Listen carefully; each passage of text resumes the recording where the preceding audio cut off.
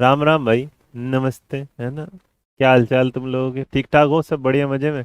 चलो भाई, तैयार हैं आज के लिए? तो मेरी आवाज वगैरह सब बढ़िया आ रही? तो एकदम बढ़िया सवाल, एक बढ़िया पीपीटी के साथ बढ़िया जानकारी। आप थोड़ा सा बच के चलना भाई, क्योंकि देखो इस बार जो नया सिलेबस आया है, जो टीजीटी पीजीटी के हिसाब से भी आ गया। और मैंने पहले बता दिया, सुपर टेट के प्राइमरी में तुम्हें दिख जाएगा ये वाली बात। जूनियर की तुम्हारे सामने जानकारी आने वाली है। तो सवालों का जो लेवल होगा वो थोड़ा तगड़ा होगा, थोड़ा महसूस करिएगा। हर सवाल के साथ थोड़ा आपको आगे लेवल पर बढ़ना होगा। तो पहले सवाल के साथ जब हम शुरू करेंगे, जहां पर आपके सवाल अगर देखेंगे तो जो इंडियन हिस्ट्री के बारे में उसमें बातें वहां से है। सब कुछ होगा आज की क्लास में। तो मद्रास नाम की एक प्रेसिडेंसी थी, उसमें लागू हुई थी रैयतवाड़ी भू राजस्व व्यवस्था। मुख्यतः किससे संबंधित है? मतलब मद्रास में, जो मद्रास प्रेसिडेंसी में जो लागू होती है रैयतवाड़ी भू राजस्व व्यवस्था, वो मुख्यतः किससे संबंधित थी? पहले ऑप्शन के साथ आप आते हैं, कहते हैं कॉर्नवालिस से संबंधित थी, मुनरो से संबंधित थी, तीसरा कहता है भैया डलहौजी था, और चौथा कहता है मारिन हेस्टिंग से रिलेटेड थी। तो बताओ इस सवाल का जो जवाब होगा वो क्या होगा? आपने अगर इन सवालों के साथ जवाब के चुने तो उस सवाल नंबर, बेटा थोड़ा डेप्थ में चलेंगे, डिटेल में चलेंगे, ध्यान रखना जी। डन। भैया मैसेज दिखा दो, क्योंकि इसमें जरूरत पड़ेगी हमें देखने की।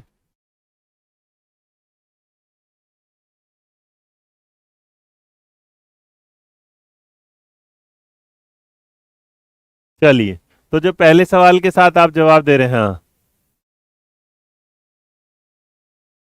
चलो, तो यहाँ पर आता है आपके सामने, क्या रहा है? लॉर्ड कॉर्नवालिस है, थॉमस मुनरो है, उसके बाद डलहौजी है, और ये क्या है? वॉरेन हेस्टिंग है। तो नंबर एक के साथ आते थे जब इस सवाल के साथ जवाब दिया जाएगा। तो इस सवाल का जवाब अगर आपने ऑप्शन नंबर बी में चुना है तो बिल्कुल सही है।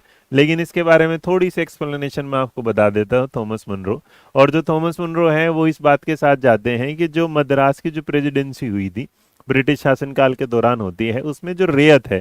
अब सवाल ये आता है, जो रेयत है, तो जो रेयत शब्द है इसका मतलब ही मेरे बच्चे याद रखेगा, किसान है। रेयत का मतलब क्या होता है? किसान। तो इस शब्द के साथ अगर कोई पूछेगा कि रेयत का मतलब है, तो याद रख किसान होता है। अब इस व्यवस्था में क्या होता था, जो जमीन का मालिकाना हक होता था सीधा किसानों को दिया गया था। किसको दिया गया था? सीधा किसानों को दिया गया। अब इसका जो सीधा संबंध हुआ कि सरकार और किसानों के बीच कोई जमींदारी बिचौलिया नहीं था। तो किसान क्या करते थे? सीधे ब्रिटिश सरकार को क्या है, लगान देते थे। इसकी शुरुआत जब हुई तो सबसे पहले एक इंसान आया था, अगर इसको और देखें तो इसकी सबसे पहले शुरुआत करने वाला था कैप्टन अलेक्जेंडर रीड। तो उसके जिसके नाम से जाना जाता है, सबसे पहले इसकी शुरुआत करने वाली बात अगर आए तो सबसे पहले इसकी शुरुआत करता था रीड। तो सबसे पहले शुरुआत किसने करी थी? रीड ने, अलेक्जेंडर रीड ने। जब रीड ने इसकी शुरुआत करी तो उस दौरान ऐसा हुआ कि इसने हुआ, रीड ने करी तो इसके साथ हुआ। तो इसे कहाँ से शुरू करता है वो? 1752 मद्रास का एक होता है जिला, जिसका नाम था बारह महल। मद्रास का कौन सा जिला होता है? बारह महल। तो सबसे पहले ये कहाँ से शुरू करता है? बारह महल से शुरू होता है। और कहाँ का जिला था? मद्रास का था। मद्रास, जहाँ पर आज थलपति विजय जो है क्या है, सीएम के रूप में बने हुए हैं। अब देखो वहां पर अजमाया गया। उसके बाद क्या हुआ? 1920 में, 1820 में क्या हुआ कि थॉमस मुनरो आता है और उसने पूरे के पूरे जो मद्रास की प्रेसिडेंसी है उस पर इसको क्या कर दिया? लागू कर दिया। अब इसके हिसाब से देखा जाए तो बाद में कहा जाता है कि जो ब्रिटिश भारत में लगभग 51% हिस्से, जिसमें मद्रास हो, बंबई हो, असम हो, ये सारी चीजें क्या हो जाती हैं? लागू हो जाती। अब इससे तुम सोचोगे सर जी, जब किसान और ब्रिटिश को सीधा पैसे जाने लगा तो इसका मतलब क्या होगा? तो इसके जाने का जो मतलब सीधा सीधा हुआ, इसका सीधा सीधा मतलब हो इस तरीके से कि भले ही जमींदार नहीं थे, लेकिन सरकार द्वारा तय गई जो लगान की दरें थी ना, वो इतनी ज्यादा थी कि किसानों का इसमें भारी शोषण हो रहा था। और इसी पर तुमने एक मूवी देखी होगी जिसमें आमिर खान साहब जो है ना, क्रिकेट के बल्ले से लगान को क्या है, बचा लेते हैं लगान। तो इस तरीके से चलता था। इसलिए सवाल का जवाब आपके सामने ऑप्शन नंबर क्या हो जाएगा यहाँ से, जो आपका है ऑप्शन नंबर बी। चलेगा, डन भाई? आई भाई बात समझ में, हाँ या ना? ऐसे एक्सप्लेनेशन के साथ ही चलते रहे ना, हाँ। हाँ जी। डन। आगे भाई समझ में? चलिए, नया नंबर आपकी स्क्रीन पर आता है जो आपसे पूछेगा कि जो भारतीय राष्ट्रीय कांग्रेस ने पूर्ण स्वराज्य को अपना लक्ष्य किस अधिवेशन में घोषित किया था? अब ये वाली बात के साथ करते, भारतीय राष्ट्रीय जो कांग्रेस है उसने पूर्ण स्वराज्य को अपना जो लक्ष्य है किस अधिवेशन में क्या कर दिया, घोषित कर दिया। अब अगर देखेंगे तो भैया ये जो साल था, दर था, वो था, अगर देखेंगे तो 1931 वाला था, 1928 वाला था, 1929 वाला था, 1939 वाला था। तो सवाल का जो जवाब अगर देंगे यहाँ पर, तो सवाल के जवाब में तो मेरे बच्चे 1929 आए। एक तो कहानी ये है कि बस लाहौर अधिवेशन 1929 बताया जाए और खत्म हो जाए। एक कहानी ये है कि इसके बारे में और चलते रहे कि दिसंबर का महीना था। कब था? दिसंबर का महीना था, सन 1929 साल थी। इस दौरान हमारे जो प्रधानमंत्री देश के पहले वाले थे, उन्होंने क्या करा, जिनका नाम था पंडित जवाहरलाल नेहरू, तो हम जेएल नेहरू लिख देते हैं, जेएलएन लिख देते हैं। तो जो पंडित जवाहरलाल नेहरू है, उन्होंने क्या किया, लाहौर अधिवेशन में पहुंच जाते हैं और लाहौर अधिवेशन के अध्यक्षता यही करते हैं। और कांग्रेस का ऐतिहासिक जो पूर्ण स्वराज्य, पूर्ण स्वतंत्रता का प्रस्ताव क्या हो जाता है। इसी के साथ अगर देखेंगे, घोषणा के बाद रावी नदी के तट पर तिरंगा झंडा फहराया जाता है। और मेरे बच्चे याद रखना, यहीं से निकल गए तो अगर देखोगे 26 जनवरी सन 1930 को, याद रखना 26 जनवरी 1930 को, एक लाइन और लिख लेना हर चीज के साथ। तो 26 जनवरी 1930 को पहला स्वतंत्रता दिवस बनाया गया था। अगर कभी भी तुमसे कोई पूछ ले जाए पहला स्वतंत्रता दिवस, तो अब तो हम जानते हैं कि जनवरी में गणतंत्र दिवस मनाते हैं, पर अगर तुमसे कोई पूछ लेगा कि पहला स्वतंत्रता जो दिवस है वो कब बनाया गया था, तो इसी दौरान तारीख तुम्हारे सामने मैंने लिख दी, 26 जनवरी 1923। और 26 जनवरी को हम अपना क्या बनाते हैं, गणतंत्र दिवस मनाते हैं। अब सवाल ये है कि यार सर इतना तो पढ़ ही लिया, थोड़ी सी जानकारी अगर और ले ले तो मजा ही आ जाए। और मजा आ जाए ये वाली बात के साथ कि आपका जो जवाब आ जाए कि अब हमने तो देख लिया, लेकिन कराची का जो हुआ था सेशन, उसमें कौन था। तो कराची में क्या हुआ था, ये भी हुआ था, इसमें सरदार वल्लभ भाई पटेल थे। तो याद रखना, अगर इसमें कोई पूछ लेगा कराची में कौन थे, तो इसमें क्या था, लौह पुरुष जिसे वल्लभ भाई पटेल कहते, आप वल्लभ भाई है ना पटेल। अब कलकत्ता आ जाता है और सरदार वल्लभ भाई पटेल। अब जो कलकत्ता सेशन आ जाता है वो हमारा आता है 1928 में। कलकत्ता का जो सेशन था बेटा, वो गांधी, इनके जो जवाहरलाल नेहरू के पापा थे, उनका नाम था मोतीलाल नेहरू। तो इसकी अध्यक्षता करते हैं कौन, मोतीलाल नेहरू। और ये त्रिपुरी जो सेशन होता है 1939, इसकी भी अपनी बड़ी प्यारी कहानी है, क्योंकि ये ऐसा था जिसमें अगर देखेंगे तो इसी अधिवेशन में क्या हुआ कि जो सुभाष चंद्र बोस थे, सुभाष चंद्र जो बोस थे, वो दोबारा क्या है, अध्यक्ष चुन लिए जाते हैं। अब ये वाली बात जो है इनको पसंद नहीं आती, किनको, गांधी जी को। तो इसकी भी अपनी फिर एक कहानी है। सुभाष चंद्र बोस जो है वो क्या है, चुन ले जाते हैं सेकंड टाइम, अध्यक्ष चुन ले जाते हैं। लेकिन उन्हें ये वाली बात पसंद नहीं आती, क्योंकि भैया ऐसा हुआ कि जो उन्होंने हरा दिया था पट्टाभी सीतारामैया को। अब पट्टाभी सीतारामैया क्या थे भाई, महात्मा गांधी के साथ थे। तो महात्मा गांधी के साथ फिर मतभेद चले और उसके बाद इन्होंने क्या कर दिया, अपना क्या कर दिया, इस्तीफा दे दिया। डन भाई। हम्म।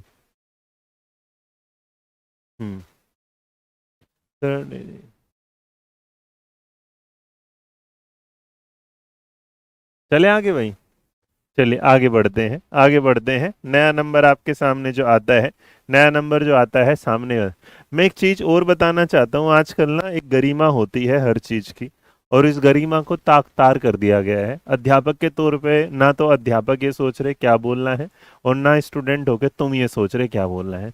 तुम्हें ना जीवन में मेरे बच्चे कुछ भी मिल जाए, तुम्हें कभी सुकून, कोई शांति, कोई वो ही नहीं। और मैं इसीलिए कहता हूँ, एक बद्दुआ मैं देता हूँ कि आप ना फटाफट टीचर बने, और जिस दिन आप टीचर बनेंगे ना, उस दिन आपको समझ में आएगा। आप समझो मेरे संस्कार ऐसे हैं कि मैं कभी ये नहीं बोलता तू निकल जा, तू निकल जा, मैं आपको हमेशा आप बोलता हूँ। और आप बन के आपने इतनी इज्जत नहीं कमाई, तुम्हारे घर वाले भी तुम्हें आप नहीं बोलते, हम आपको आप बोलते हैं, क्योंकि हम एक अध्यापक हैं। और अध्यापक के तौर पर हमें एक गरिमा होनी चाहिए।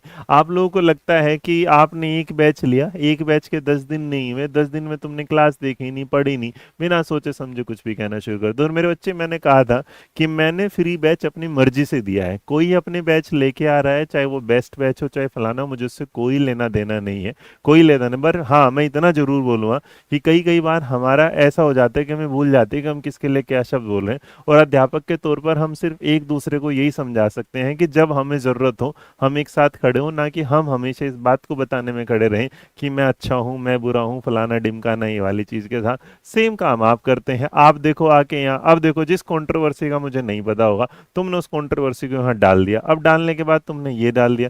ऐसा नहीं होता कि हमें नहीं पता, लेकिन कुछ शब्द ऐसे होते हैं अपनी यारी दोस्ती एक पारिवारिक होती है, एक होती है चीजों की आपके, एक होता है वफादार होना, एक होता है ईमानदार होना। वफादार तो ऐसा है कि गलत इंसान, अगर किसी इंसान ने गलत बोला तब भी आप उसे सही बता दो, और ईमानदार होने का मतलब होता है कि अगर उन्होंने गलत बोला तो आप उन्हें गलत बोलो। तो इसका मतलब आप ये ध्यान रखिएगा कि शब्दों की जो गरिमा है उसे इतना भी तार तार मत करिएगा कि हम ये भूल जाएं कि आप स्टूडेंट और हम अध्यापक हैं। इससे ज्यादा मेरे बच्चे में कुछ नहीं। यार ये देखो फालतू के जो कमेंट करते हो ना, इसीलिए मैंने चैट बंद कराई थी। अब देखो तुम्हें 2 सवाल में मैंने 50 जानकारी दी, तो मुझसे कोई लेना देना नहीं होगा भाई। अध्ययन मंत्रालय बिल्कुल खुल के हम ये कह देते हैं, जिस भाई को पसंद है वो आओ, जिस बहन को पसंद है आओ, जिसको नहीं पसंद है बेटा वो फालतू के मैसेज करने मत आइएगा, ठीक है।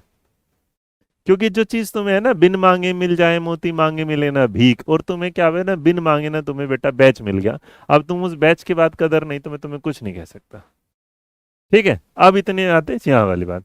और ये बात समझ लो, अगर ये वाली बात है ना, ऐसा ना भैया, हम तो रावण का नहीं रहता, तुम्हारा तो क्या रहेगा। तुम इससे ज्यादा मत करो इस चीज के साथ करते टाइम, ठीक है।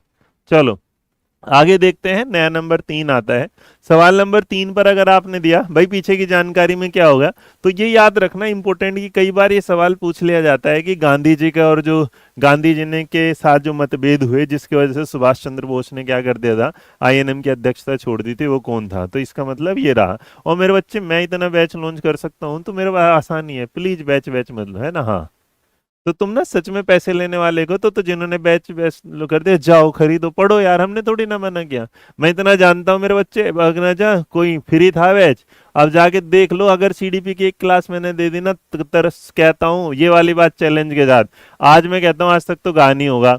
मैं कहता हूँ जिस दिन जिसमें भी ऐसा लगता हो कि सीडीपी पढ़ाने का दबका है, बिना पेपर पेन के इस बोर्ड पे आ जाना, है ना, बिना किसी पीपीटी के आ जाना, और ये देख लेना कितना खड़े होके मेरे सामने पढ़ा सकते हो। जिस ना जीएस में जितना ज्ञान मैं दे सकता हूँ ना, यूपीएससी पास आउट है भैया, ऐसे कोई है ना। हाँ, तो ये ना सोचो कि क्या 4 दिन के यूट्यूब से नहीं होते, 4 दिन से जिस दिन है ना दिन मंत्रा तब से है बेटा, जब तक ये यूट्यूब चैनल भी नहीं बने थे।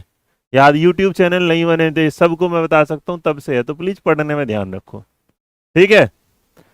आगे जब चलते हैं तो इसके बाद आपके सामने नंबर आता है, यहाँ हमारा क्या है, सवाल नंबर 3। तो कैबिनेट मिशन योजना जो 1946 में आई, उसका एक मुख्य जो प्रस्ताव था वो क्या था, आपसे पूछा जा रहा है, बताओ। अब इसका जो प्रस्ताव है वो क्या है, सवाल नंबर 3 में बताओ, चलेंगे, चलो भाई आ जाओ।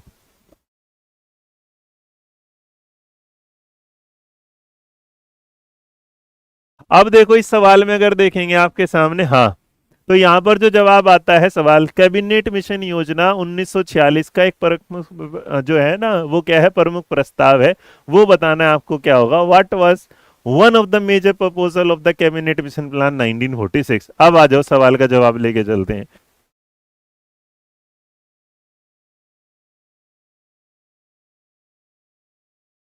चलो अब देखो आपके सामने जब सवाल आया तो आपने ऑप्शन आगे, बट इसको थोड़ा समझते हैं। इसकी वजह से क्या हुआ कि भैया भारत का तत्काल जो पूर्ण विभाजन हो गया, नहीं। संविधान सभा का गठन हो गया, हाँ। रियासतों का तत्काल अनुमूलन हुआ, नहीं। और भारत में राष्ट्रपति शासन की स्थापना हुई, जी नहीं। तो अगर आप बात करेंगे कि संविधान सभा का, तो समझो ऐसा हुआ कि कैबिनेट मिशन है, ध्यान रखना कैबिनेट मिशन जो आता है वो हिंदुस्तान में कब आता है, 1946 में। 1946 में जब इसका आता है तो जैसे पैर रखता है तो पैर रख देता है, और कहता है कि भाई हमारा जो मेन उद्देश्य है वो हम हिंदुस्तान का संविधान तैयार करेंगे, और संविधान तैयार करने के लिए हम कॉन्स्टिट्यूशनल असेंबली का क्या करेंगे, गठन करेंगे। तो इसका जो मेजर काम था वही कॉन्स्टिट्यूशनल असेंबली का गठन। अब तत्काल विभाजन की बात इसने, कैबिनेट मिशन आया, उसने कहा ना मामा एकदम नहीं इसका वो कर सकता मैं, है ना। हाँ, तो इसका मतलब तुम ये सोच रहे हो कि हम आते ही इसकी क्या कर दे, विभाजन कर दे। इस बात को उसने क्या कर दिया, दरकिनार कर दिया था। इसके दरकिनार के बाद रियासतों वाली बात, जो प्रिंसेस स्टेट है, तो ऐसा है कि इसने उसे भी मना कर दिया। उसने बस ये छूट दे दी कि भाई जिसकी मर्जी हो वो भारतीय संघ में शामिल हो जाए, जिसकी मर्जी नहीं है वो अपने तय कर रहे हिसाब किताब। अब जो राष्ट्रपति शासन वाली बात है वो अभी तक आई ही नहीं थी। तो इस सवाल का जो सही जवाब होगा वो क्या होगा, संविधान सभा का गठन होगा। नंबर 4 आपकी स्क्रीन पर आएगा। संविधान का 86वां संविधान संशोधन जो 6 से 14 वर्ष के बच्चों की शिक्षा को मौलिक अधिकार बनाने के लिए कौन सा अनुच्छेद जोड़ा गया था, आपके सामने बताओ। सवाल नंबर 4, क्वेश्चन नंबर 4 का बताओ।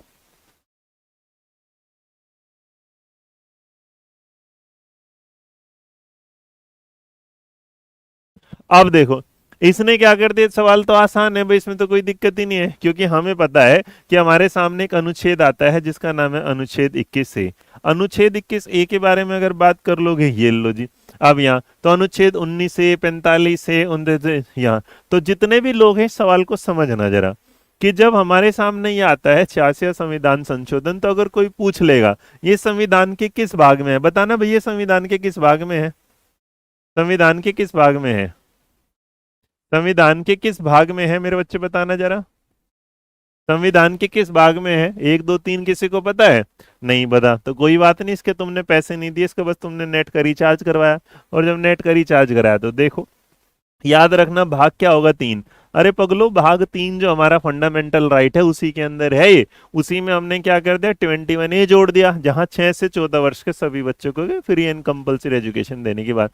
अब सवाल आता है ये कि 19 तो मेरे बाबू मेरे बच्चे याद रखना, 19 कोई भी मौलिक अधिकार नहीं है, 19 नाम की कोई भी मौलिक अधिकार हमारे संविधान में नहीं है। अनुच्छेद 19 कहता है ये कि जंतर मंतर पर जितने लोगों ने भाषण दिया, जंतर मंतर पर जितने लोगों ने अभिव्यक्ति करी, freedom of speech and expression जो है उसे क्या है, सही। अब तुम देखो, फ्रीडम ऑफ स्पीच का मतलब ये नहीं कि तुम किसी को कुछ भी बोल दो, किसी को कुछ, फ्रीडम ऑफ स्पीच का मतलब है कि आपको आजादी है अपने मत रखने की, बट ऐसा नहीं किसी के मत उछाल लेंगे। फ्रीडम ऑफ स्पीच का मतलब होता है आप ये तो कह सकते हैं कि आप क्या, लेकिन आप दूसरे पे लांछन नहीं लगा सकते। सेम तरीके से जो 45A है, तो 45A जैसे ही है, ये जो संशोधन है, ये 86वें संविधान संशोधन में अगर देखोगे तो हमारे राज्य के जो नीति निर्देशक तत्व होते हैं, जिसे डायरेक्टिव स्टेट प्रिंसिपल बोला, directive principle of state policy बोला जाता है, उसके विषय को बदला गया था, जिसमें हम 6 से 14 वाली बात करते हैं। अब फाइनल आपके सामने जो 29A है, इसके बारे में भी अगर कभी सवाल आ जाए, तो 19A में क्या था, फ्रीडम ऑफ स्पीच, इसको भी याद रखना, भूलना मत, क्या है, फ्रीडम ऑफ स्पीच, इसका मतलब जो आजादी है आपको बोलने की, हमने इस पर यहां बात की। अब इतना होने के बाद हमारे सामने 29 ऐसा है कि कोई अनुच्छेद नहीं जोड़ा गया था, 29 हमारे सामने है जो माइनॉरिटीज होते हैं, जो अल्पसंख्यक होते हैं, उस पर देते, ठीक है। तो इसका मतलब अगर आपके सामने आ जाए तो बस याद रखना ये किस पर बात करता है, अल्पसंख्यकों पर, ठीक है जी। आगे भाई बात समझ में, हाँ या ना? चलिए डन भाई, चलिएगा आगे बढ़ते हैं। यहां पर आपके सामने नया, तो शिक्षा को राज्य सूची में संवर्ती सूची से किस संविधान संशोधन द्वारा क्या है, स्थानांतरित किया गया था, बताओ। नंबर 5 पे आ गया आपके सामने। तो सवाल नंबर 5 जैसे ही आ रहा है, अब एक बात बताओ, इस क्लास में ये फ्रीडम ऑफ स्पीच मेरी है कि नहीं है, कि मैं अगर तुमसे कहूं इस क्लास को लाइक करो, शेयर करो, ये वाली, तो मेरे बच्चे अगर मैं ये कहता हूं कि मेरी क्लास को लाइक शेयर सब्सक्राइब करो, ये तो है बढ़िया, लेकिन अगर मैं कहता हूं जाके फलाने की क्लास को जाके क्या कर दो, डिसलाइक कर दो, तो इसका मतलब ये बात क्या है, घटिया। तो हमने कहा ना फ्रीडम ऑफ स्पीच में ये नहीं कि हम दूसरे को परेशान करें, हम अपने साथ वो रखें, ठीक है जी। चलिए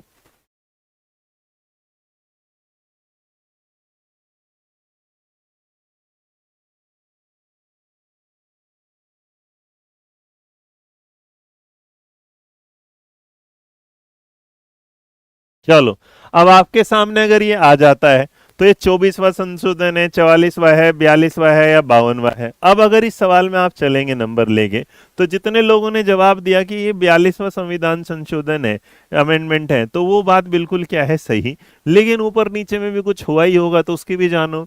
ऐतिहासिक संशोधन तो आ जाता है किसमें भाई, हमारे सामने किसमें आ गया, 42वें में। 42वें संविधान संशोधन में जो शिक्षा है, उससे पहले अगर याद, तो इसका मतलब इससे पहले जो शिक्षा हुआ करती थी वो किसका विषय थी, राज्य का। अब पहले शिक्षा किसका विषय हुआ करती थी, राज्य का, तो याद रखना, भूल मत जाना, राज्य का हुआ। उसके बाद उसे हटा के हमने कॉन्करेंट में समवर्ती सूची में डाल दिया। उसके बाद केंद्र सरकार और राज्य सरकार दोनों शिक्षा पर कानून बनाने का अधिकार मिल गया। अब इसके बाद इस संशोधन में मेरे बच्चे, आज तक तुम्हें ये तो पता होगा कि शिक्षा है, लेकिन अगर कोई देखेगा इसके अलावा अगर आप बात करें, 5 विषय थे जो जोड़े गए थे, जैसे शिक्षा का हो गया, जो वन है, फॉरेस्ट जो है, वो भी हमारे किसमें आ गए, संवर्ती में। कोई नाप तोल मेजरमेंट का, जो वन्य जीव और पक्षियों का संरक्षण है, न्याय का है, इतना। अब आ जाओ हमारे सामने इस बात के साथ कि ये जो 24वां संविधान संशोधन क्या है, ये बात है भाई, इसके तहत इसमें कुछ नहीं हुआ था। नॉर्मली इसमें और भी जोड़ोगे तो मैं और भी बता सकता हूं, लेकिन जो 52वां है, जो 52वां है, अगर आपके सामने देखेंगे तो 52वां कोई बच्चा मेरे को लिख रहा है, मैं इसलिए बता रहा हूं राष्ट्रपति से रिलेटेड नहीं बेटा। 52वां जो संविधान संशोधन है वो राष्ट्रपति से संबोधित नहीं है, वो है हमारे दल बदल विरोधी कानून से। किससे? दल बदल से। तो एक बात बताओ, जो दल बदल वाला होगा यहाँ, जो दल बदल कानून है वो इससे रिलेटेड है। 52वां अमेंडमेंट जो है वो दल बदल से रिलेटेड है, भूल ना जाना, हमेशा इसको क्या रखना है, याद। और मेरे बच्चे अगर आपके सामने आ जाए इतनी जानकारी, तो इस सवाल का जवाब था हमारा ये। और जो 44वां संशोधन है वो किससे जुड़ा है? आपातकाल से। क्या है? आपातकाल से। बाकी चीजें हटा देते हैं, ठीक है। 52 अनुच्छेद, 52वां संशोधन है बेटा, अनुच्छेद राष्ट्रपति वाला वो आप सही बोल रहे हो, ठीक है जी। शिक्षा का अधिकार अधिनियम 2009 के अंतर्गत निजी गैर सहायता प्राप्त विद्यालयों से प्रवेश स्तर पर क्या अपेक्षित होता है, आपको ये बताना है। अब देखो यहाँ पर, अब आपने तो जान लिया, हमने बता दिया। अब देखो, आपने कहा कि शिक्षा का अधिकार अधिनियम जो 2009 है उसमें जो निजी स्तर पर बात कर रहे हैं, जो प्राइवेट अनएडेड स्कूल है एंट्री लेवल पर, उनके लिए क्या रिक्वायरमेंट। भाई ऐसा है, अभी देखो इन्होंने क्या बोला, इन्होंने बोला अभी केवल बालिकाओं को निःशुल्क प्रवेश देना ना बाबू, सभी विद्यार्थियों को निःशुल्क वर्दी देना ना, कमजोर और वांछित वर्ग के वर्गों के लिए कम से कम 25%, बिल्कुल सही। इसी को हम बोलते हैं ईडब्ल्यूएस। ईडब्ल्यूएस का मतलब क्या होता है? Economical weaker section. आजकल तो इसका भैया सर्टिफिकेट बनने के लिए, है ना, सर्टिफिकेट बनने की लाइन लगी रहती है, बस हमारा बन जाए। तो आरटी में एक धारा है, उस धारा के बारे में बता दूं, उस धारा का नंबर है ईडब्ल्यूएस में बेटा 25 के आधा तो होगा नहीं, बट 12 याद रखना। तो अगर कोई भी पूछेगा जो सेक्शन नंबर 12 है, जो धारा नंबर 12 है, तो है ना धारा नंबर 12, उसमें दिया है 25% रिजर्वेशन। प्यारा, इस बात को याद रखना, निजी या गैर सहायता प्राप्त स्कूल में के लिए अनिवार्य कर दिया। और याद रखना अनिवार्य है, अनिवार्य की प्रवेश स्तर मतलब एंट्री लेवल, जैसे नर्सरी या क्लास 1 की न्यूनतम 50% आर्थिक रूप से कमजोर वर्ग के वर्गों के बच्चों के लिए आरक्षित करी जाएगी। ये रहा। तो इस सवाल का जवाब ऑप्शन नंबर के आ गया सी, डन। और बाकी इसमें आपसे बताने लायक कुछ है नहीं। आ जाओ भाई, इकोनॉमिक्स भी आ रखा है ना। सकल घरेलू घरेलू उत्पाद जो है उसके बारे में उपस्थापित की गणना किस प्रकार की जाती है, अर्थात how is the GDP deflector calculated. ये देखो भैया, अब एक बात बताओ, इकोनॉमिक्स आएगा कि नहीं आएगा? आएगा, है ना। इकोनॉमिक्स आएगा तो क्या है, आएगा। अब इकोनॉमिक्स अगर आएगा तो इसके बारे में अगर देखेंगे, नाम मात्र जीडीपी डिवाइड बाय वास्तविक जीडीपी इनटू में है।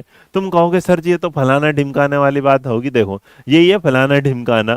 तो फलाने ढिमकाने में याद रखना कि ऐसा है, जीवन में तुम हो नाम मात्र और गवर्नमेंट मान लो वास्तविक, और हमेशा 100 का क्या लगेगा, रहेगा घाटा।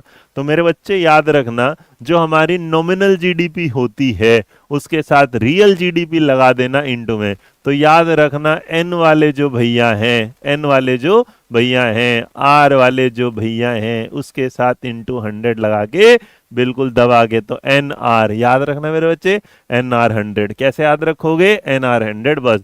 Northern railway 100, northern railway 100। तो इस सवाल का जो जवाब होगा, जो हमारी रियल जीडीपी है और जो नॉमिनल जीडीपी है, जो ऊपर रख के नॉमिनल, उसके बाद रख दो नीचे रियल, इनटू में मार देना 100, डन।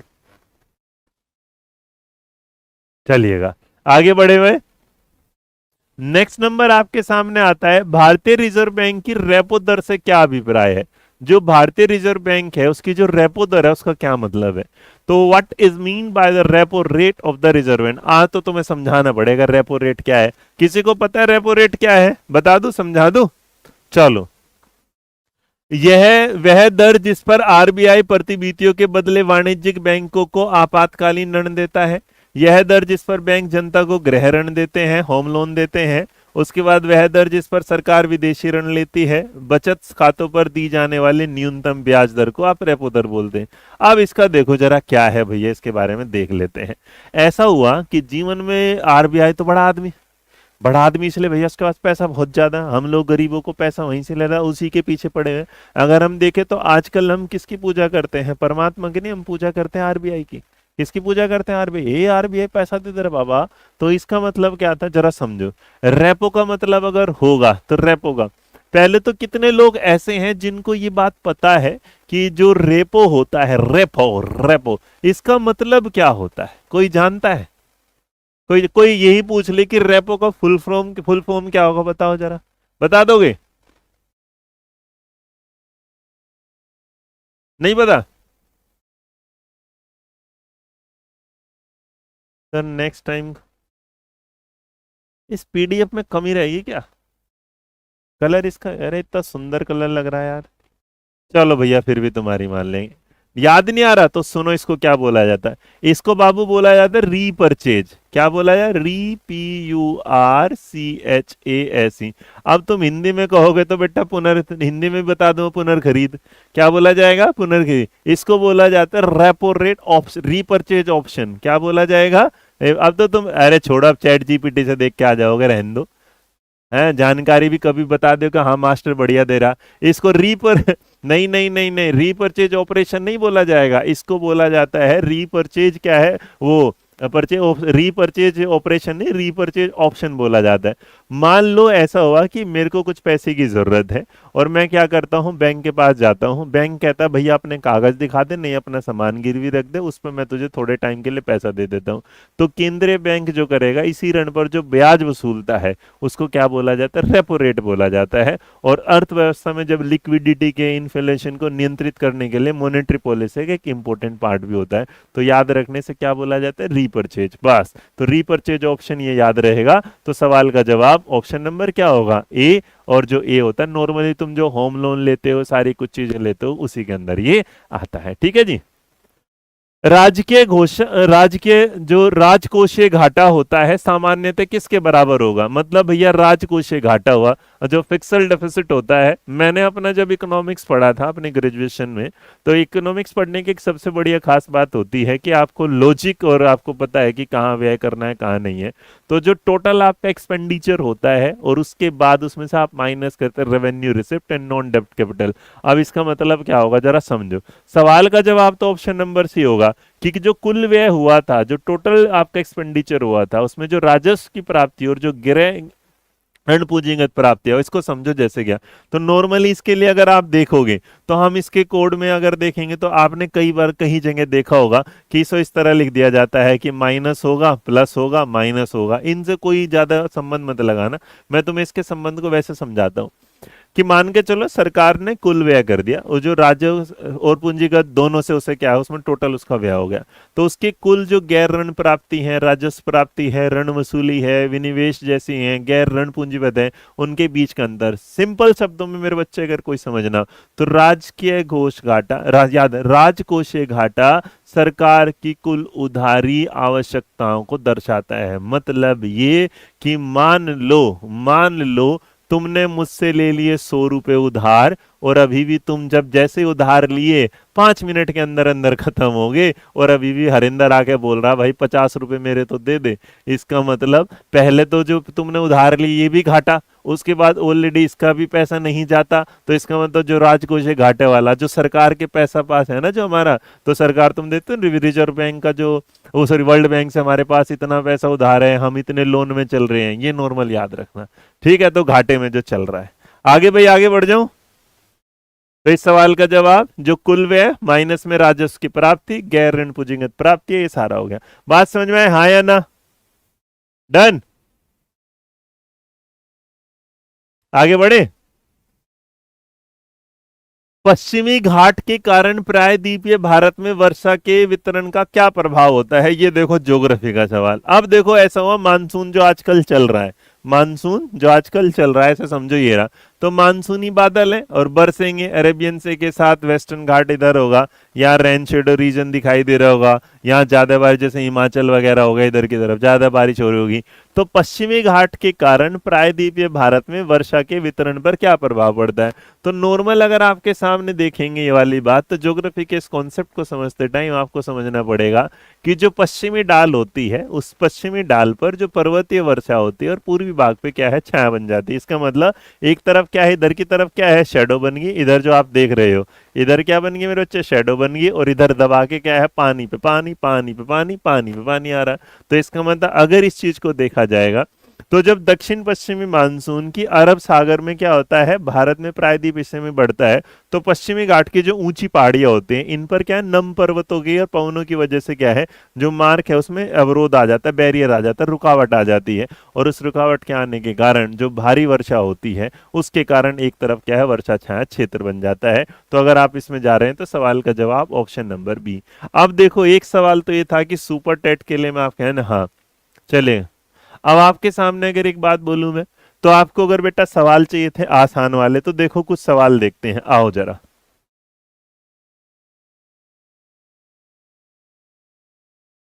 चलो, तो मैं आपके सामने एक चीज दिखा रहा हूं, अभी जरा देखना। अभी आपने देख लिया, एक सवाल मेरे बच्चे ऐसे आएंगे जो तुम्हें कहीं अगर जाओगे और सुपर टेट की कोई तुम्हें तैयारी करा रहा होगा, यूपी पेट की तुम्हें कोई तैयारी कर रहा होगा, या किसी भी एग्जाम की तैयारी कर रहा होगा, तो सवाल क्या पूछ रहा होगा, ये वाला, भारत के पहले प्रधानमंत्री का नाम बताओ। भारत के पहले पीएम, चार ऑप्शन लिखे होंगे, बताओ। बताना बेटा, भारत के पहले पीएम का नाम क्या है, ये वाला।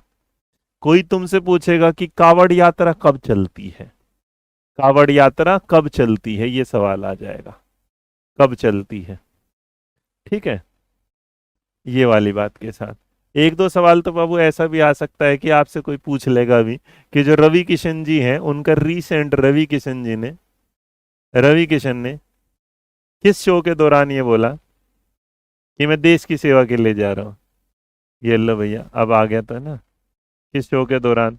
और तो कोई कोई तुमसे ये भी पूछ लेगा ये वाली बात के साथ कि एक बात बताओ, उत्तर प्रदेश के जो माननीय मुख्यमंत्री हैं फिलहाल कौन है। अगर तुम्हें लगता है ऐसे सवाल चाहिए तो मेरे लिए बहुत आसान है ना, तुम्हें चाहिए तो मैं अभी अभी लाइन पे लाइन करवा देता हूँ, क्योंकि तुम्हारे जीवन में देखो आ गया ना। तुम ऐसे नालायक हो, मैं ये भरोसा कर रहा था, तुमने इसका भी जवाब दे दिया। और तो देखो देखो, है ना, है ना, ये वाला भारत के पहले प्रधानमंत्री तो तुमने दे ही दिया। उसके बाद कावड़ यात्रा कब चलती है तुमने सावन में भी दे दिया। मैंने रवि किशन ने किस शो में बोला, तुमने अलायंस ये भी दे दिया। बहुत बढ़िया। उत्तर प्रदेश के मुख्यमंत्री का नाम योगी आदित्यनाथ। हे भगवान, तुम्हें शर्म ना आ रही मेरे यार, हैं, पढ़ भी लिया करो मेरे बच्चे। अब ये सवाल का दौर चला गया, अब सवाल ना बढ़िया लेवल के आने लगे, तो थोड़ा अच्छा पढ़ना सीखो। चलो, काली मिट्टी के संबंध में कौन सी बात सही है। देखो काली मिट्टी के बारे में अगर आप उधर ध्यान दे रहे होंगे, तो काली मिट्टी के संबंध में जो कौन सी बात है वो सही है, बताओ जरा क्या होगा। हाँ बताओ।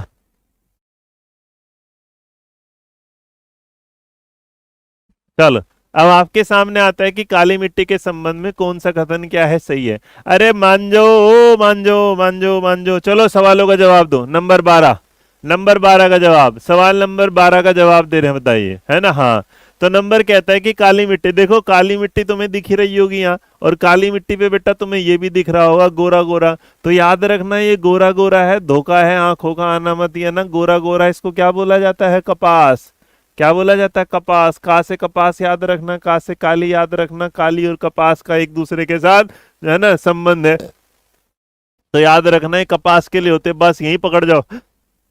इसका निर्माण मुख्यतः ईमानी में होता है, इसमें नमी धारण करने की क्षमता कम होती है, यह केवल अधिक वर्षा वाले क्षेत्रों में पाई जाती है, यह बेसाल्टिक लावा से विकसित हुई है, और कपास के लिए सबसे, तो याद रखना कपास के लिए जो सबसे फेवरेट होती है या मुख्य होती है, ये आपके सामने यही होगा। डन, आगे बढ़े भाई।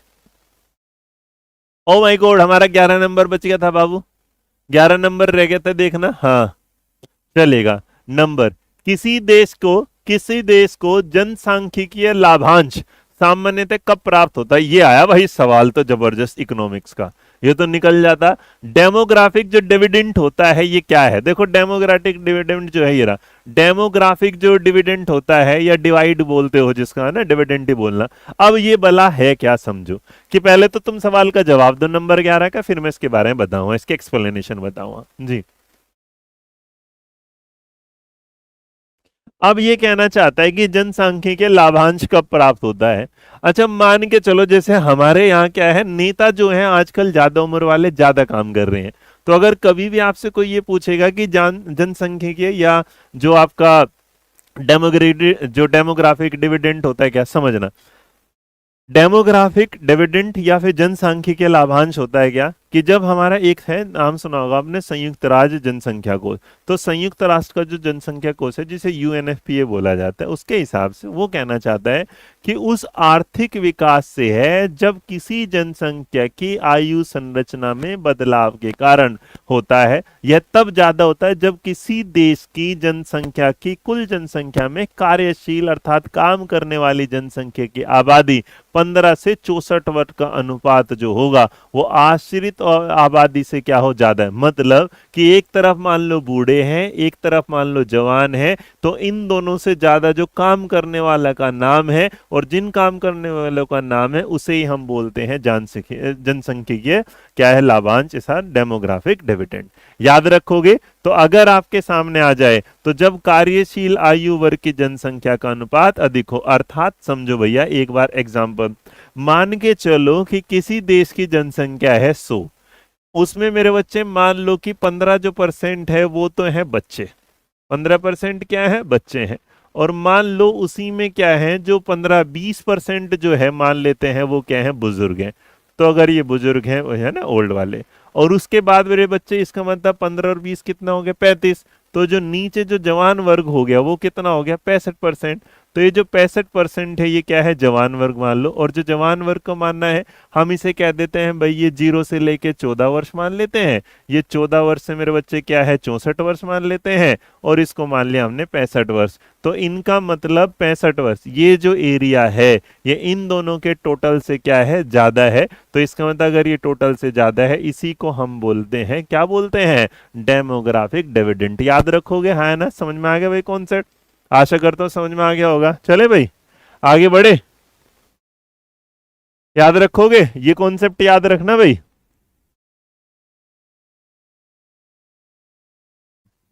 यहां तक की बात क्लियर होगी। नंबर 4 ये भी आ गया। अगला लो, नंबर 12। नंबर 12 आपके सामने आया और पूछना चाहता था, 12 बेटा हमने कर लिया था, तो हम 13 पे आएंगे सीधा। अब आपके सामने एक सवाल आया जिसका नाम क्या है, हरित हाइड्रोजन। हरित हाइड्रोजन जो है सामान्यतः किस प्रक्रिया द्वारा उत्पादित किया जाता है। आपके सामने ये वाली बात पर आ रहा है कि जो हरित है, जो आपके सामने हरित हाइड्रोजन है, सामान्यतः किस प्रक्रिया द्वारा उत्पादित किया जाता है। तो green hydrogen is generally produce through which process. Option बताइए, सवाल का जवाब क्या है, बताइएगा।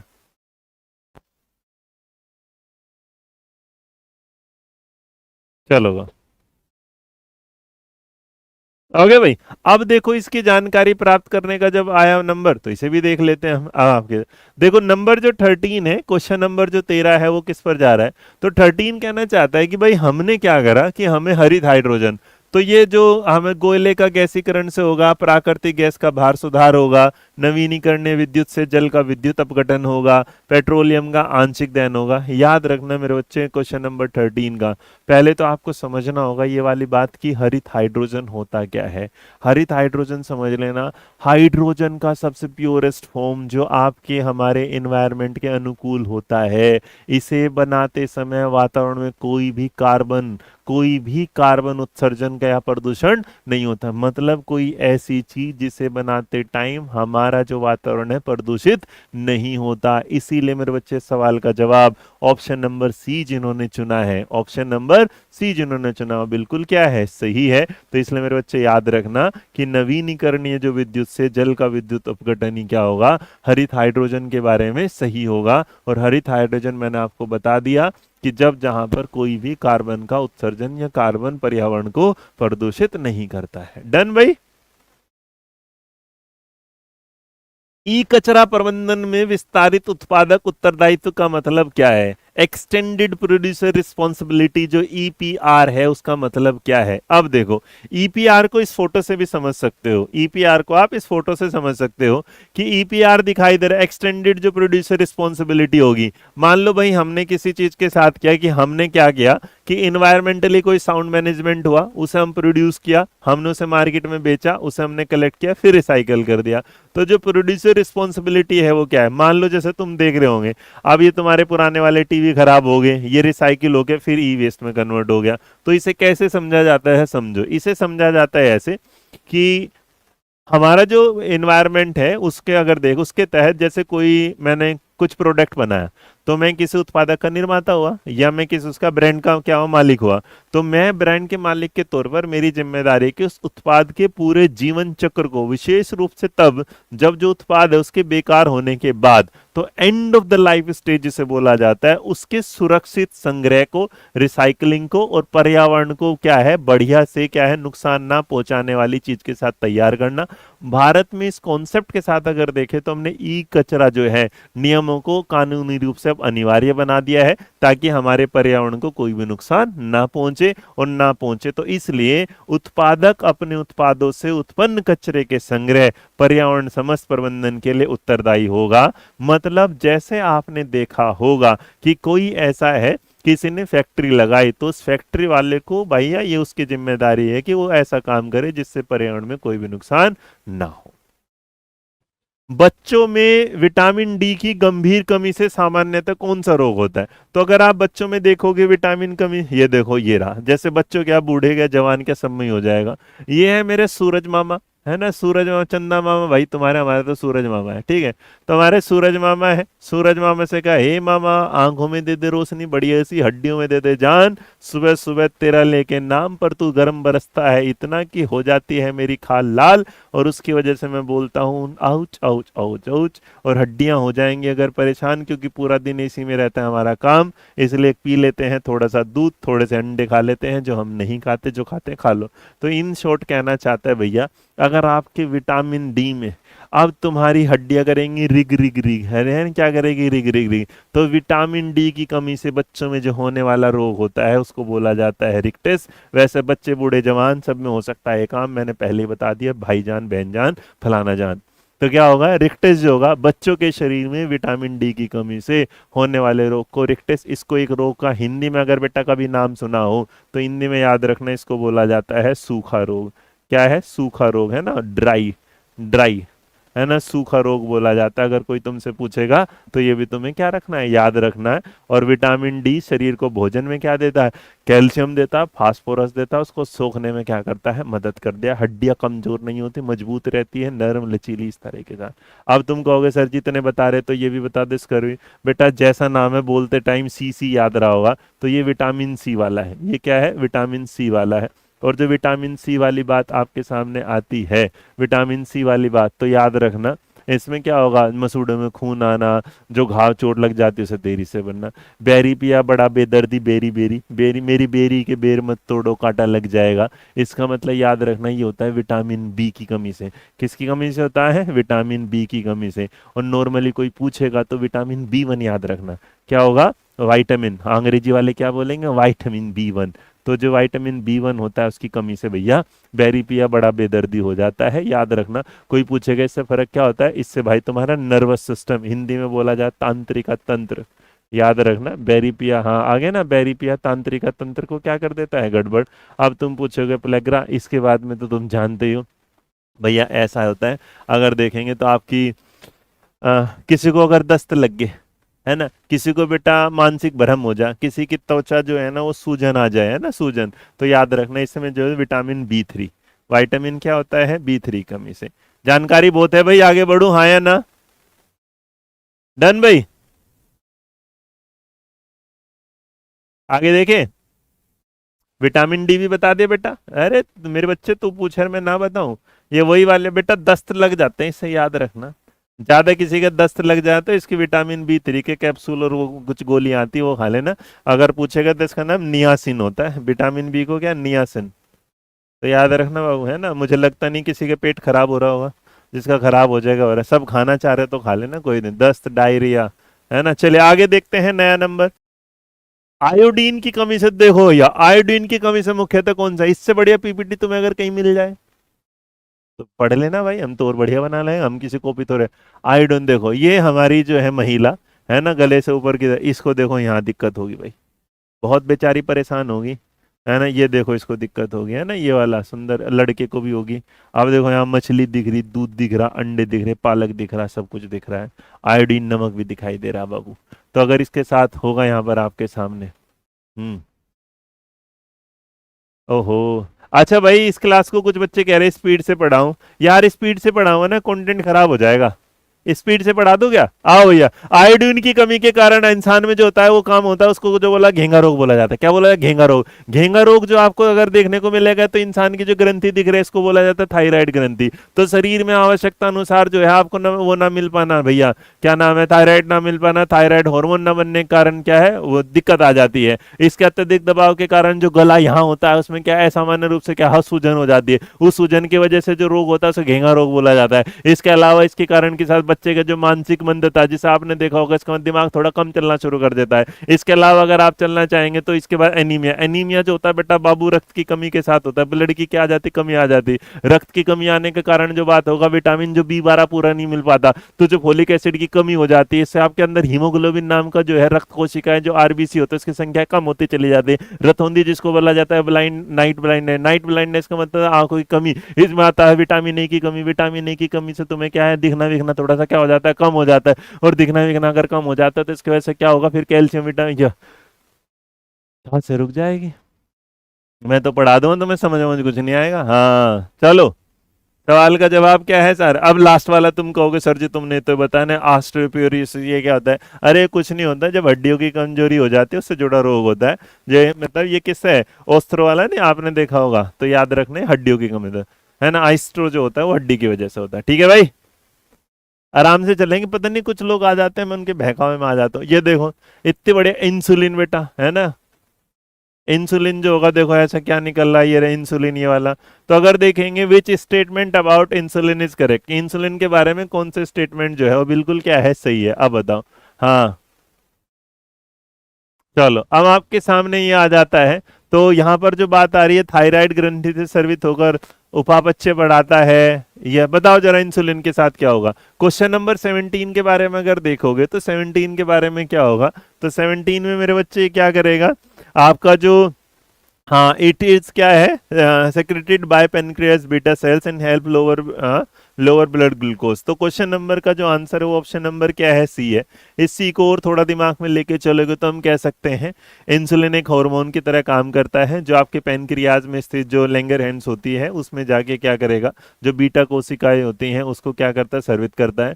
इसका जो मेन कारण होता है वो रक्त में क्या करता है, ग्लूकोज जो शर्करा बताते हैं, जैसे डायबिटीज का नाम सुना होगा तुमने ना, हाँ उस तरीके से बस याद रखना। तो जो भोजन के बाद आपके क्या होता है बॉडी में क्या है ग्लूकोज बढ़ता है, तो इंसुलिन क्या करता है उसको क्या करता है कंट्रोल करने का काम करता है। इसीलिए इसी की कमी के कारण से लोगों में एक रोग होता है डायबिटीज। डायबिटीज को हिंदी में जो बोला जाता है मधुमेह, क्या बोला जाता है? मधुमेह, डायबिटीज। ठीक है चलो नेक्स्ट देखो। एंजाइम जो एंजाइम है पेप्सिन जो है वो कहाँ कार्य करता है, उसका मुख्य कार्य क्या है? देखो ये रहा। तो जो पेप्सिन है वो प्रोटीन डाइजेशन इन स्टमक में दिखाता है, आपके सामने वो आ जाएगा। तो मेरे बच्चे इसमें देखो ना गैस्ट्रिक एसिड जैसे HCI है, पेप्सिन है, ये जो आपको बेरी वेरी टाइप दिखाई दे रहा होगा इस तरीके से क्या करेगा। तो नंबर जो 18 हमारा है, क्वेश्चन नंबर जो 18 है और जो 18 है ये देखेंगे तो 18 में अगर आपके सामने जाएंगे तो यहाँ अगर आप देखेंगे तो इस सवाल का जो सही जवाब होगा वो छोटी आंत बड़ी आंत मुख में या आपके स्टमक होगा। तो मैंने बताई था मेरे बच्चे स्टमक में होगा, तो आप आंसर क्या होगा? Option number B. आंसर क्या होगा? Option number B. अच्छा, अगर आप देखेंगे तो मुख में देख ले स्टार्च का पाचन वो अलग चीजें हैं, उसमें फिर आपको बता दूंगा। आपने एक नाम सुना टाइलिन, क्या सुना होगा? टाइलिन, बट उसका भी कोई जरूरत नहीं इसलिए मैं उसे स्किप कर रहा हूं। नेक्स्ट, इंटरनेट में डीएनएस का जो मुख्य कार्य होता है वो क्या होगा? तो आपने इंटरनेट में एक वर्ड सुना होगा डीएनएस, तो उस डीएनएस शब्द का जो मीनिंग होगा वो क्या होगा बताइए। डीएनएस जो शब्द होता है उसके साथ देखेंगे आ, आप कहाँ से अभी इंटरनेट चला रहे हैं, आपने मान लो भाई किसी के बारे में आप शब्द बोले तो पता है किस आईपी से आया था वो पता करना। तो नॉर्मली हम कहते हैं जब आप डोमेन के नामों का पता लगाते हैं जो आईपी होता है ना, डोमेन जो नेम सिस्टम होता है मेरे बच्चे, तो ये क्या है? डीएनएस क्या है? Domain name system. और जब डोमेन नेम सिस्टम है तो इसका मतलब ऑप्शन नंबर डी सीधा सीधा दिखाई दे रहा होगा कि डोमेन नामों को आईपी पतों से क्या करता है, एड्रेस करता है, ट्रांसलेटिंग करता है। तो जो भी होगा आपके, जैसे अगर आप एग्जांपल के तौर पे देखें आईपी एड्रेस है www डॉट आपने अध्ययनमंत्रा.com लगा लिया। अध्ययनमंत्रा से याद आया भाई 8 तारीख का 8 बजे कुछ होने वाला है, तो पहले अध्ययन मंत्रा की ऐप डाउनलोड कर लेना, जो डाउनलोड कर लेगा फायदे में रह जाएगा। चलेगा आगे बढ़ते हुए आपके सामने अगर देखेंगे इस सवाल में तो यहाँ डन भाई आईपी एड्रेस में बदलना होता है, इससे ज्यादा आपको जानने की इसमें जरूरत नहीं है। फिशिंग किस प्रकार का साइबर खतरा है? देखो, अब देखो फिशिंग पढ़ा जाता है लेकिन पी से शुरू होता है, एफ से नहीं शुरू होता फिशिंग। अब देखो जो फिशिंग होता है वो क्या होगा, है ना? नकली संदेश या वेबसाइटों द्वारा गोपनीय जानकारी प्राप्त करने का होता है। कंप्यूटर की भंडारण क्षमता बढ़ाने की तकनीक है। वेबसाइट की गति मापने की प्रक्रिया है, या डिजिटल फाइलों को संपीड़ित करने की विधि है। नंबर 20 जो आपके सामने आएगा, देखो। हाँ, अब देखो आपके सामने, अगर ये वाली बात देखेंगे तो आपने क्या हुआ, मान लो देखो प्यार में पागल नहीं होता आदमी, है ना? प्यार में जब पागल हो जाता है आदमी, वो कहीं थे ना कि वो बड़ी प्यारी सी लाइन थी कि हमने उसके लिए खरीद ली थी डिफेंडर, हमने उसके लिए खरीद ली थी डिफेंडर, उसे पसंद आ गया फिर भी क्या है, कुछ नहीं। क्यों जरूरी बात करनी, है ना? आओ ऐसे रहने देते हैं बातों को इधर है, तुम कहोगे फिर पूरा सुना देंगे बाद में, बट इसको समझो। तो इसका मतलब फिसल गई, ये क्या है बेटा? फिसलने वाली बात। ये क्या है? फिसलनी, है ना? फिसल गए। तो जो फिसलने वाली बात क्या हुआ कि जो नकली संदेश या वेबसाइट पर क्या गोपनीय जानकारी प्राप्त, मतलब आपके बारे में कोई जानकारी प्राप्त करना चाहता है, फर्जी साइट आपको दिखाना चाहता है। तो इसका मतलब जब भी आपके सामने आ जाए तो सवाल का जवाब ऑप्शन नंबर क्या है आपके सामने? क्या ये अब तो नकली संदेशों या वेबसाइटों द्वारा गोपनीय जानकारी प्राप्त करने का जो प्रयास होता है उसी को हम क्या, फंसाना। फिशिंग का मतलब क्या है? मछली फंसाने वाली बात है। याद रखना क्या होगा? लक्ष्य। भूला नहीं बेटा, याद तो मुझे पूरा है, याद तो मुझे पूरा है, बस क्या ही बताऊं तुम्हें, है ना? पूरा याद है। चलो आगे देखे भाई। डन। 21 नंबर पर आओ, 21 नंबर पर। सही, ठीक है, याद दिलवा देना। 30 नंबर पे बताऊंगा, 30 नंबर पे सुनाऊंगा पूरा। निम्न में से कौन सा समकालिक ऑनलाइन शिक्षण का सबसे बढ़िया उदाहरण है? मतलब जो आजकल जो चल रहा है कंटेम्प्रेरी, उसमें सबसे बढ़िया जो एग्जाम्पल है वो कौन सा है? बताओ शिक्षक का, फटाफट बताइएगा। हाँ बताओ। आ जाओ आ जाओ आ जाओ।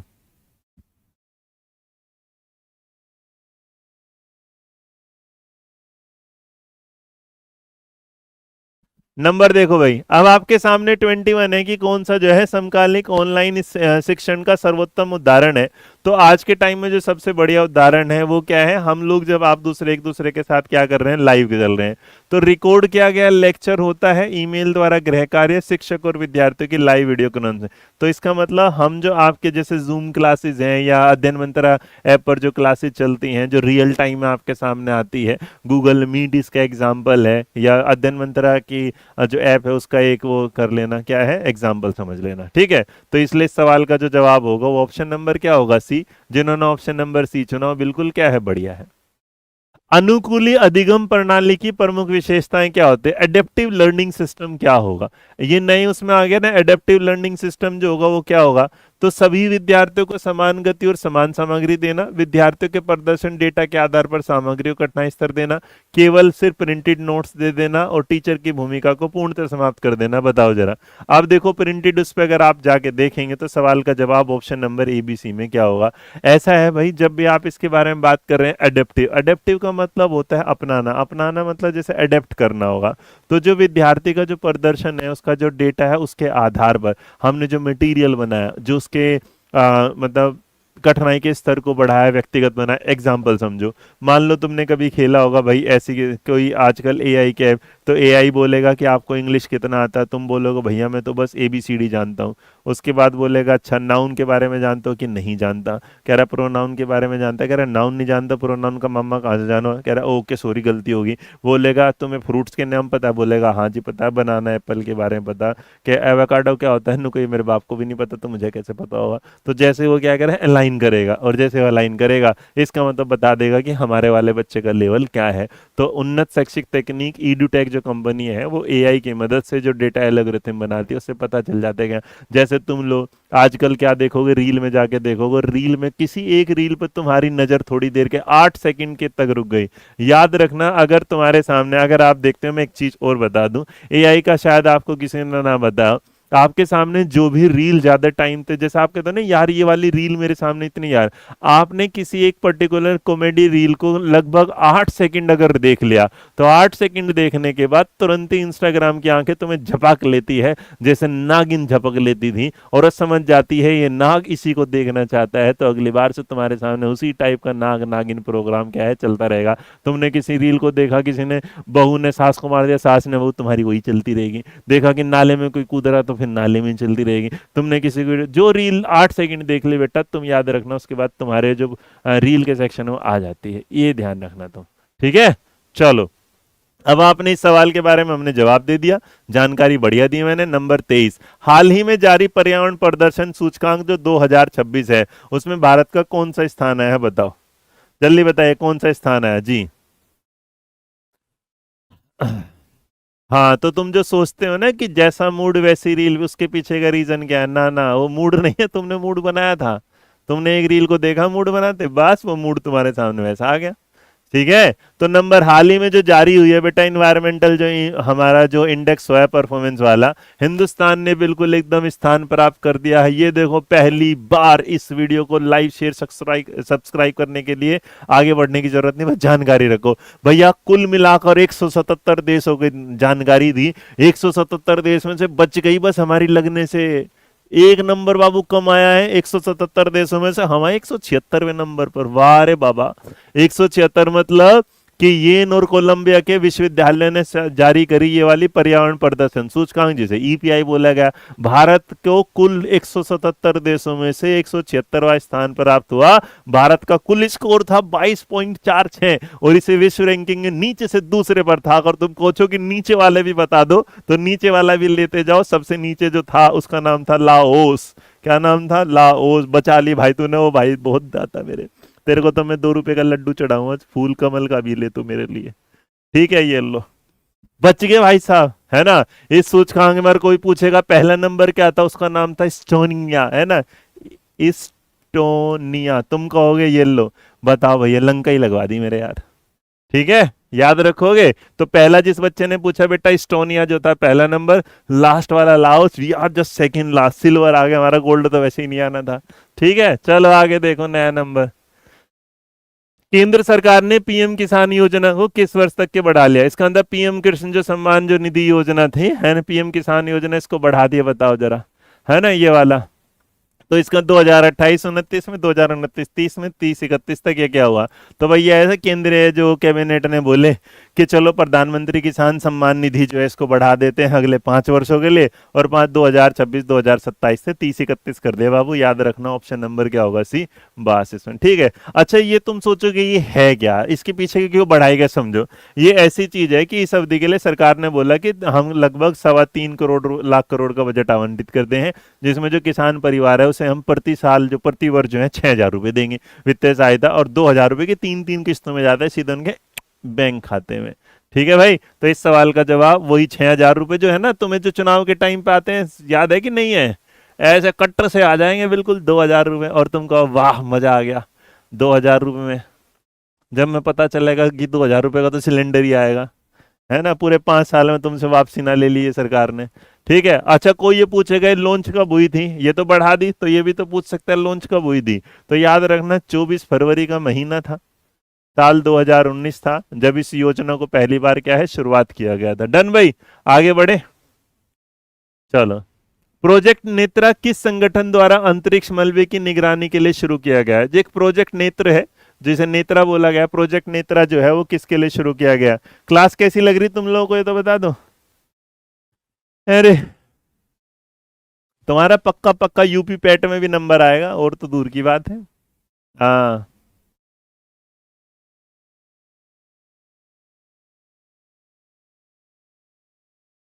चलो भैया, अगर आपके सामने आ गया तो जो प्रोजेक्ट नेत्रा वाली बात है ये किसके साथ है? तो जो प्रोजेक्ट नेत्रा इसको शुरू करने वाला इसरो है भाई साहब। हमारे पास तो एक ही गिरा पड़ा बेचारा यही है, इसरो, है ना। इसी की वजह से 2-4 अपडेट हमारे साथ। इसरो अर्थात भारतीय अंतरिक्ष अनुसंधान संस्थान, जिसको हमने बोला ना। तुम्हारे जीवन में कलेश दे के जा रहा हूँ बेटा, अभी मत लिखना, याद रखना, याद रखना। तो इस बात को याद रखना, तुम्हें मेरे को नेत्रा की फुल फॉर्म बतानी है और कमेंट बॉक्स में बतानी है। अभी कोई ज्यादा जल्दबाजी मत करना, कोई ना कोई निकल के आएगा, कमेंट में देना। इतने मतलब तब मजा आएगा ना कमेंट बॉक्स। जिसका कमेंट बॉक्स बिल्कुल बढ़िया तरीके से डिटेल में लिखा होगा उसे मेरी तरफ से कुछ इनाम मिलेगा, और वो इनाम मैं कल की क्लास में डिस्कस करूंगा। अगर जिसने आप बोल दिया फिर नहीं गड़बड़। ठीक है, तो जो नेत्रा है वो इसरो ने गया है, इसके बारे में तुम्हें बताना है। इसका उद्देश्य जो होगा, अंतरिक्ष में जो चक्कर काट रहे हैं जो कचरे हैं, जो स्पेस है, उसको क्या है निष्क्रिय उपग्रहों पर नजर रखना है, और कुछ नहीं है। चलेगा, नासा बता दूं? नासा बेटा हमारी नहीं है, इसने नाश कर दिया हिंदुस्तान का नहीं सारे का, ये है अमेरिका की, है ना, ट्रम्प की है ये। तो अमेरिका की क्या है, नासा। ईसा, अब नाम ही ऐसा दे दिया मेरे यार। याद रखना यूरोप की है बेटा, यूरोप स्पेस एजेंसी। ईसा क्या है, यूरोप की है बाबू। और बेटा जक्सा, जक्सा क्या, जक्सा नाम देखो तुम, जाक्सा, जाक्सा जापान की है। ये लो आज तुम भी क्या याद करोगे। विश्व की 4 महानतम जो अंतरिक्ष योजनाएं हैं, उत्तम कंपनी जो है वो मैंने तुमने, नासा जो है वो अमेरिका की है, इसरो जो है भारत की है, ईसा जो बेटा यूरोपियन है, और जक्सा जो है वो जापान की है, जापान एरोस्पेस एक्सप्लोरेशन एजेंसी। ठीक, आगे बढ़े भैया। हमारी दिल्ली की भी है कोई सी, बताऊंगा बाबू बाद में। जनगणना 2027 के पहले चरण मकान सूचीकरण तथा आवास जनगणना की निर्धारित अवधि क्या है। मतलब जो मकान गिने गए ना तुम्हारे हिस्सों में जो आए, कितना तुम कौन से मकान में कहाँ कहाँ रहते, इस फायदे बताओ जरा, ये बताओ। तो जो भैया जनगणना 2027 के प्रथम चरण में बता रहा है यहाँ, बताओ जरा क्या होगा। कुछ लोग बेटा पक्का कान के भी अंधे होते हैं, मानते नहीं है। प्रज्ञा यादव तुझे लग रहा है बेटा मैं तुझे शाबाशी दूंगा, है जब तूने मेरी बात ही नहीं मानी, जब गुरुजी की बात नहीं मानती तो शाबाशी को कहा था ना, कमेंट बॉक्स में दियो, मानती नहीं पगलो। 1 अप्रैल से देखना दिख रहा है क्या, 30 सितंबर 2026 कहीं, ये रहा। तो 1 अप्रैल से 30 सितंबर 2026 तक, मतलब तुम्हारे हमारे घर का सबका हिसाब किताब बराबर हो जाएगा कि भारत का जो ये जनगणना जो 2027 चल रहा है उसका पहला चरण यही है। उस पहले चरण को इसे क्या कर देंगे, खत्म कर देंगे। चलो, अप्रैल 2026 में भारत का 99वां रामसर स्थल कौन सा बना है, बताओ जरा। रामसर जो वो रिजर्व बना है कौन सा बना है, बताना भाई। क्वेश्चन नंबर 27 का बताना है, ये वाला जो सवाल नंबर हमारे सामने है। तो ये जो हमारा बना है अप्रैल 2026 में, शेखा झील पक्षी अभयारण्य है ये वाला। तो मैं एक किताब दिखाऊं,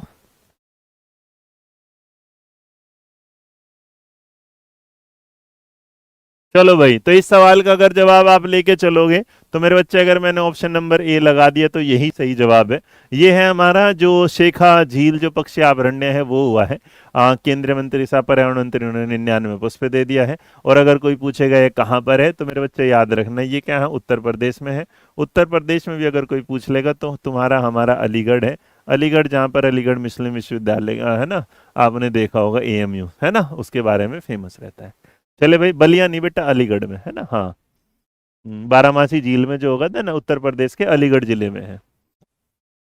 ताइवान ट्रेवलोंग की लेखिका कौन है, जो ताइवान ट्रेवलोंग है उसकी जो लेखिका है वो कौन है, बताना जरा।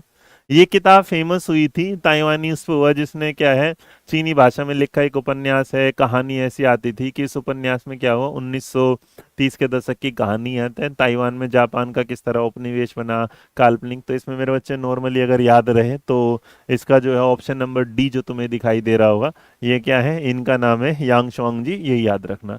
उन्नति ब्रिक्स, ब्रिक्स का जो सांस्कृतिक कार्य समूह बैठक 2026 के प्राथमिक क्षेत्र में कौन सा विषय शामिल है। तो आपको बताना है जो ब्रिक्स कल्चर वर्किंग ग्रुप है उसके जो प्राइमरी सोर्स उसमें है, जो सबसे ज्यादा ध्यान दिया गया है वो किस पर होगा, बताइएगा। तो अगर देखेंगे मेरे बच्चे, सीधा दिखाई दे रहा है, इस फोटो से भी पता चल रहा होगा आपको, एआई का। एआई का जमाना है तो इन्होंने creative economy and artificial intelligence पर काम करने वाली बात करी है। रचनात्मक अर्थव्यवस्था और कृत्रिम बुद्धिता, इस पर मैं थोड़ी सी बता देता हूँ।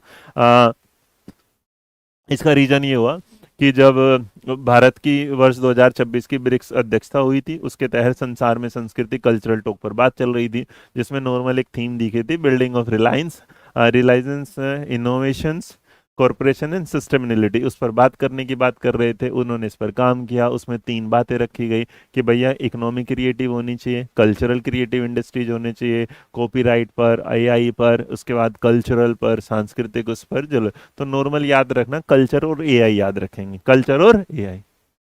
अंतर्राष्ट्रीय बुकर पुरस्कार 2026 का जो समारोह है वो कहाँ आयोजित किया गया। इंटरनेशनल जो बुकर प्राइज का जो महोत्सव है वो कहाँ पर हुआ, ट्रेट मॉडर्न लंदन में है, ब्रिटिश म्यूजियम लंदन में है, नेशनल गैलरी लंदन में है, रॉयल एल्बर्ट हॉल लंदन में है। बताइए सवाल नंबर 30 में क्या होगा। तो अंतर्राष्ट्रीय बुकर पुरस्कार नहीं, 2026 जो है उसका आधिकारिक भव्य समारोह अभी मई में हुआ था, और मई में जहाँ हुआ था उसका नाम है ट्रेट मॉडर्न। ट्रेट मॉडर्न जो है वो कहाँ पर है, लंदन में है, लंदन जो है वो यूके में है, इसलिए सवाल का जवाब ऑप्शन नंबर ए है। और विजेता की अगर बारे में बात करेंगे तो विजेता के बारे में घोषणा याद रखना, नताशा ब्राउन। क्या होगा? ब्रिटिश लेखिका है जिनका नाम है नताशा ब्राउन, जिन्होंने ये जीता है।